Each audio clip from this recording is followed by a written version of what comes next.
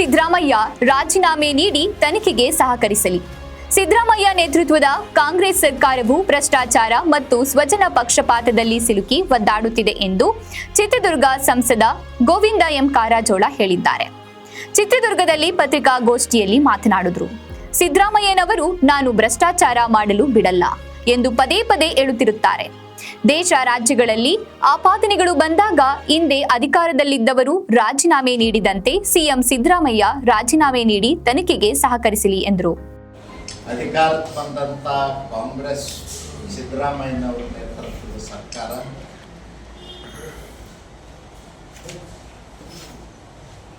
ಒಂದೇ ₹1 ಅಭಿವೃದ್ಧಿ ಕೆಲಸ ಕಾರ್ಯಗಳನ್ನು ಮಾಡಲಿಲ್ಲ. ಕೇವಲ ಭ್ರಷ್ಟಾಚಾರದಲ್ಲಿ ಸ್ವಜನ ಪಕ್ಷಪಾತದಲ್ಲಿ ಸಿಗಾಕೊಂಡು ಬಿಲ್ಲಿ ಒದ್ದಾಡ್ತಾರೆ. ಸಿದ್ದರಾಮಯ್ಯನವರು ಕಳೆದ 40 ವರ್ಷಗಳಿಂದ ಹೇಳ್ತಾ ಇದ್ದಾರೆ, ನಾನೊಬ್ಬ ಸಮಾಜವಾದಿ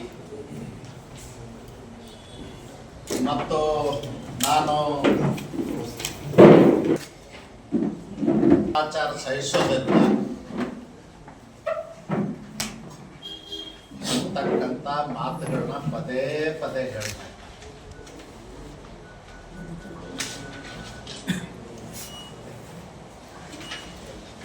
ಒಬ್ಬ ಸಜ್ಜನ ರಾಜಕಾರಣಿ ಆದಂಥವ್ರು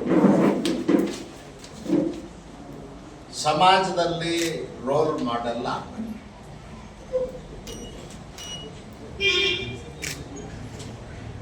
ನಮಗ ದೇಶದ ರಾಜಕಾರಣದಲ್ಲಿ ಮತ್ತು ರಾಜ್ಯದ ರಾಜಕಾರಣದಲ್ಲಿ ಆಪಾದನೆಗಳು ಬಂದಂಥ ಸಂದರ್ಭದಲ್ಲಿ, ಎಂಥ ಸಣ್ಣ ಆಪಾದನೆಗಳು ಬಂದಂಥ ಸಂದರ್ಭದಲ್ಲಿಯೂ ಕೂಡ ರೈಲ್ ಆಕ್ಸಿಡೆಂಟ್ ಆದಾಗ ಲಾಲ್ ಬಹದ್ದೂರ್ ಶಾಸ್ತ್ರೀಜಿಯವರು ತಮ್ಮ ಸ್ಥಾನಕ್ಕೆ ರಾಜೀನಾಮೆ ಕೊಟ್ಟು ನಿಷ್ಪಕ್ಷಪಾತವಾದಂಥ ತನಿಖೆ ಆಗ್ಬೇಕಂತ ಹೇಳಿದರು. ದಿವಂಗತ ರಾಮಕೃಷ್ಣ ಹೆಗಡೆಯವರು ಟೆಲಿಫೋನ್ ಕದ್ದಾಲಿಕೆ ಅಂತ ಒಂದು ಸಣ್ಣ ಆಪಾದನೆ ಬಂದಾಗೂ ಕೂಡ ತಮ್ಮ ಮುಖ್ಯಮಂತ್ರಿ ಸ್ಥಾನಕ್ಕೆ ರಾಜೀನಾಮೆ ಕೊಟ್ಟು ಆದರ್ಶರಾಗಿರ್ತಕ್ಕಂಥ ನಾವು ಇವತ್ತೇನು ಬಯಸ್ತಾ ಇದ್ದೀವಿ, ಸಿದ್ದರಾಮಯ್ಯನವ್ರ ಸರ್ಕಾರದಲ್ಲಿ SC ST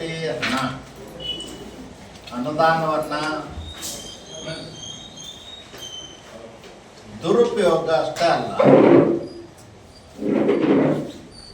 ಬ್ಯಾಂಕಿನಿಂದ ರಾಬರಿ ಮಾಡಿರ್ತಕ್ಕಂಥ, ಸರ್ಕಾರಿ ಖಜಾನೆನೇ ಲೂಟಿ ಮಾಡಿರ್ತಕ್ಕಂಥ. ನಾನು ಮೊದಲನೇ ದಿವಸ ಹೇಳಿದ್ದೆ